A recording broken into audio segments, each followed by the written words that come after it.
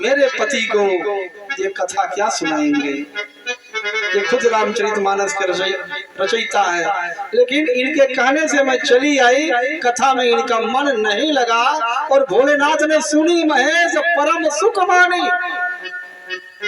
कहते सुनत रघुपति प्रिय गाथा, कछु दिन तहाँ रहे गिरिनाथा। वहां पर रह गए कुछ दिन तक। जब संपूर्ण कथा का विश्राम होगा तो मुनि सुन विदा मांगी त्रिपुरारी, चले भवन संग दक्ष कुमारी।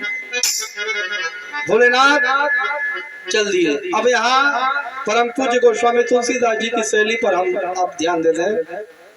भोलेनाथ जब कैलाश के शिखर पर बैठे थे तो क्या थे? शंभु थे। शंभु गए कुंभज सिपाही प्रभु की कथा सुनने जब वहां से चल दिए और सुनने लगे तो सुनिए महेश परम सुख मानी। शंभु से महेश हो गए, पृथ्वी के मालिक हो गए। और कथा सुन करके जब चल दिए तो क्या हो गए? त्रिपुरारी हो गए। इनकी पदवी जो है बढ़ती गई, लेकिन मैया सती का वहीं पर प्रभु की कथा में प्यारे मन नहीं लगा था।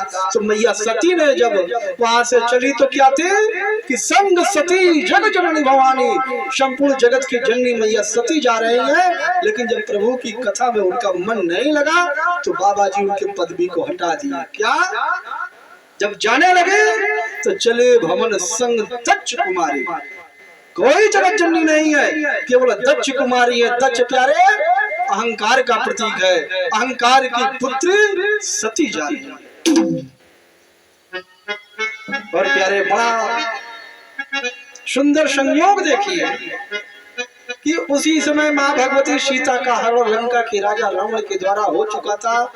हमारे रघुनाथ जी उस समय अपनी नर लीला कर रहे थे और नर लीला करते करते पशु पक्षी नदी नाले पर्वत पहाड़ सबसे सीता मैया का पता पूछ रहे हैं। हे खग मृग हे मधुकर श्रेणी, तुम देखी सीता मृग नयनी रो रहे हैं, रुदन कर रहे हैं। और भोलेनाथ उसी मार्ग से आ गए। दूर से जब प्रभु की लीला को देखते हैं तो जय सच्चिदानंद जग पावन, अस कहीं चलई मनोज न सावन।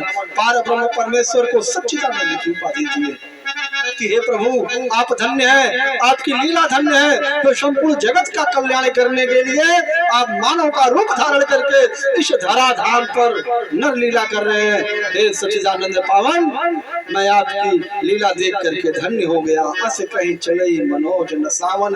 प्रभु के प्रेम में सराबोर होकर के नाचते हुए वहां से अग्रसर हुए। मैया सती ने जब भोलेनाथ की दशा को देखा प्यारे तो मैया सती को यहाँ प्यारे भ्रम हुआ। मैया सती को भ्रम हुआ कि एक साधारण मानव अपने स्त्री के वियोग में रो रहा है और भोलेनाथ कहते हैं कि ये पार ब्रह्म परमेश्वर है। भ्रम हुआ।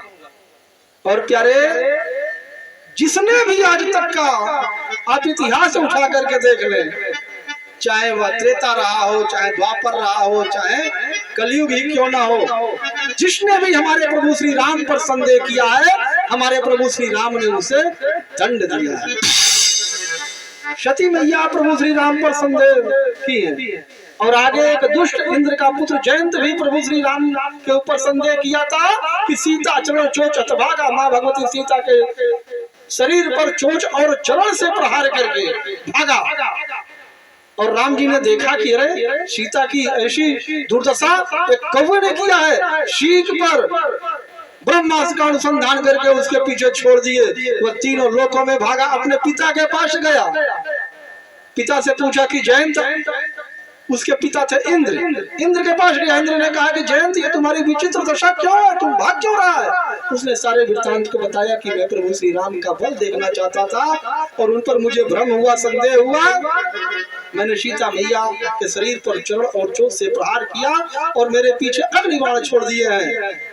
उसको धिक्कारते हैं देवराजेंद्र और अपने घर से निकाल देते हैं कि अब तुम्हारे प्राण की रक्षा मैं नहीं करूंगा। यदि तू रहा तो तेरे साथ साथ मेरा भी अहित ही होगा।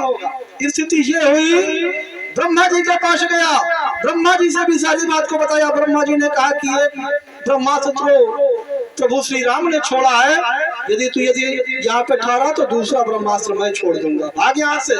ब्रह्मा जी भी उसे भगाए। भूत भवन भोलेनाथ के पास गया। भोलेनाथ ने कहा कि मैं अपना प्रलयंकारी त्रिशूल छोड़ दूंगा क्योंकि तुम राम के द्रोही हो। प्यारे तीनों लोगों में भाग रहा है, कहीं उसके प्राण की रक्षा नहीं हो रही।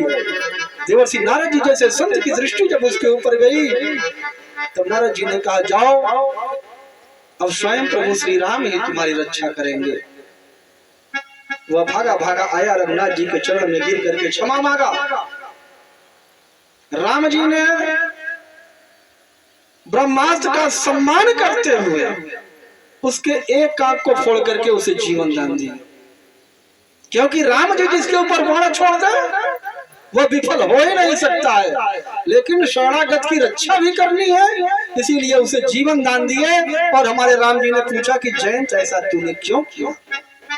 जयंत हाथ जोड़ दिया, कहा कि प्रभु मैं अज्ञानतावश आपको पहचान न सका और मैं आपका बल देखना चाहता था। तो राम जी ने कहा कि क्या तुम मेरा बल देखने आए थे, तो तुमने क्या देखा?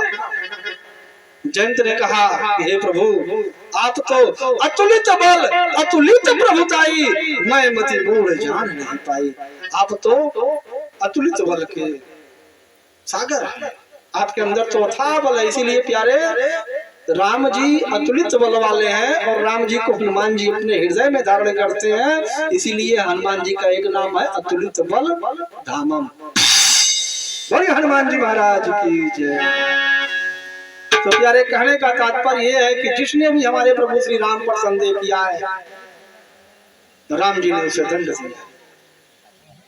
सती मैया ने क्या संदेह किया कि एक साधारण पुरुष अपने स्त्री के वियोग में रो रहा है और ये कहते हैं कि पार ब्रह्म परमेश्वर है, क्योंकि संपूर्ण जगत इनको इष्ट मानता है, अपना आराध्य मानता है। शंकर जगत वंद जगदीशा, सुर नर मुनि नामत सब सीसा, तीन नृप सुत ही कीणी परिणामा, कहीं सच्चिदानंद पर धामा। संपूर्ण जगत तो भोलेनाथ को अपना भगवान मानता है, त्रिदेवों में श्रेष्ठ है, और एक साधारण मानव को प्रणाम कर रहे हैं, वह भी जय सच्चिदानंद जगपाल की उपाधि देकर। प्यारे मैया सती ने कुछ प्रकट नहीं किया इनसे ना, यद्यपि प्रकट न कर रही भवानी, लेकिन हर अंतर्यामी सब जानी। उनसे क्या छिपा है भोलेनाथ से? भोलेनाथ से प्यारे कुछ नहीं छिपा। भोलेनाथ समझ गए कि हमारे प्रभु श्री राम पर सती को संदेह। भोलेनाथ ने कहा कि सती तुम भूल करके भी मेरे प्रभु श्री राम पर संदेह न करना और मेरे वचन पे संदेह न करना, क्योंकि यही मेरे इष्ट आराध्य हैं जो संपूर्ण जगत का कल्याण करने के लिए नर का रूप लेकर के नर लीला कर रहे हैं। संदेह इनका समाप्त नहीं हुआ। प्रभु की कथा सुनाने का प्रयास किए लेकिन इनका मन कथा में भी नहीं लगा। नहीं, ब्रह्म का यह रूप हो ही नहीं सकता।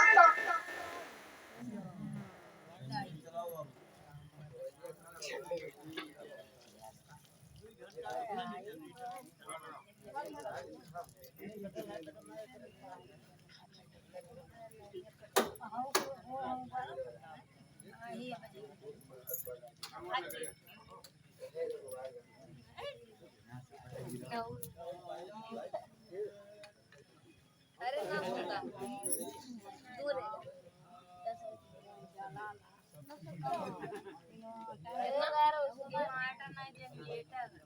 दूर है चला चला